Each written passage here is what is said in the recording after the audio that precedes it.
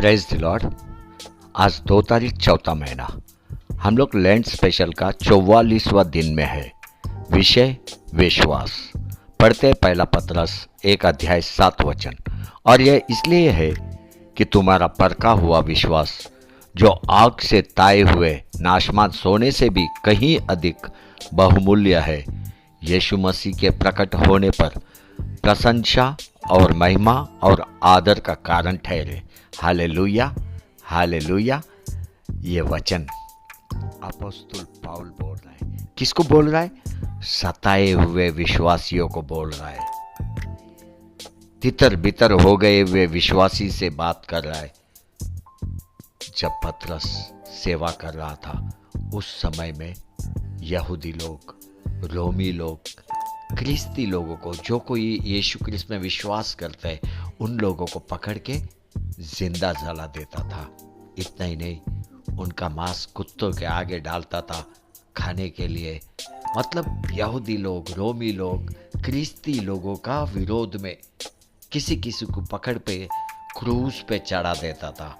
ऐसे समय में पतरस उनको प्रोत्साहन देने का वचन बोल रहा है, उनको सत्य प्रकट कर रहा है, उनको बता रहा है कि परीक्षा विश्वासी के जीवन में है, परीक्षा विश्वासी के जीवन में है, लेकिन तेरा परीक्षा, तेरा संकट, तेरा तकलीफ तेरे विश्वास को और मजबूत बनाते हैं। तेरा विश्वास निकल के आता है। तेरा विश्वास एक दिन जब प्रभु यीशु क्रिस्त दोबारा आएगा, तेरा प्रशंसा होगा, महिमा होगा, तेरा आदर का कारण भी बनेगा। ये पतरस उन विश्वासियों को बता रहा है जो लोग तितर बितर हो गया, जो लोग परीक्षा से गुजर रहे। आपको याद है, नबूकदनेस्सर राजा उस समय में शद्रक, मेशक, अबेदनगो यहोवा परमेश्वर पे विश्वास करते थे, यहोवा परमेश्वर पे। तभी राजा ने क्या किया, एक सोने का मूर्ति बनाया, ऊंचा मूर्ति बनाया, और फरमान निकाला कि हर एक ये मूर्ति को दंडवत करना चाहिए, हर एक। और जो दंडवत नहीं करेगा उनको धधकती हुई आग में डाला जाएगा। अभी ये शद्रक, मेशक, अबेदनगो वहां पे है।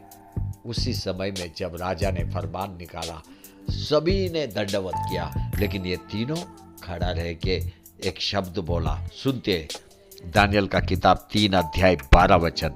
देख, शद्रक, मेशक, अबेदनगो नाम कुछ यहूदी पुरुष है, जिन्हें तूने बाबुल के प्रांत के कार्य के ऊपर नियुक्त किया है। उन पुरुषों ने, हे राजा, तेरी आज्ञा की कुछ चिंता नहीं कि वे तेरे देवता की उपासना नहीं करते, और जो सोने की मूरत तूने खड़ी कराई है उसको दंडवत नहीं करते। तीनों भी स्पष्ट रीति राजा को बोल रहा है, ये सोने का मूर्ति को हम दंडवत नहीं करेंगे, इसके सामने झुकेंगे नहीं। स्पष्ट रीति बता रहा है। राजा क्रोध में आ रहा है, क्रोध में। ये शब्द अपने को बताता है कि यहोवा परमेश्वर पे से इनका विश्वास कम नहीं हो रहा है। परमेश्वर के लिए मरने को तैयार है, लेकिन राजा बताए हुए मूर्ति के सामने दंडवत करने को तैयार नहीं है। ये विश्वास होता है, ये विश्वास होता है। आज का विश्वासी विश्वास में कभी भी डगमगाना नहीं है, क्योंकि अगर आपका विश्वास डगमगाएगा तो आपको चमत्कार घेरेगा नहीं, प्रभु यीशु आपको भेंट नहीं करेगा। जब शद्रक, मेशक, अबेदनगो को आग, धधकते हुए आग में डाला, क्या वे लोग मर गया? नहीं। उनके अंदर एक बड़ा विश्वास, यहोवा परमेश्वर है, यहोवा परमेश्वर है। वे लोग आग के अंदर जल रहे थे, जल नहीं रहे थे। तुरंत एक चौथा व्यक्ति उनके साथ चलने फिरने लगा था। वो दूसरा कोई नहीं, प्रभु यीशु क्रिस्त था। यीशु क्रिस्त उनके साथ चल रहा है। वो धधकती हुई आग में, उनको कुछ नहीं हो रहा है। आप सोचो, अगर वो सोने का मूर्ति आप ये धधकती हुई आग में डालता ना, क्या होता था?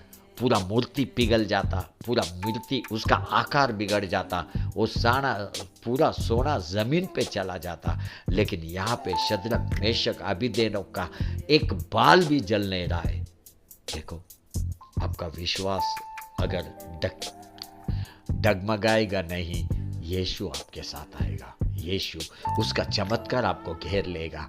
यही बातें शद्रक मेशक अबेदनगो के साथ हुआ। चमत्कार ने उनको घेर लिया, चमत्कार ने उनको घेर लिया। पतरस प्रोत्साहन दे रहा है। प्रोत्साहन किसको? सताए हुए विश्वासियों को, जो तितर बितर हो गए विश्वासी, उनको प्रोत्साहन दे रहा है।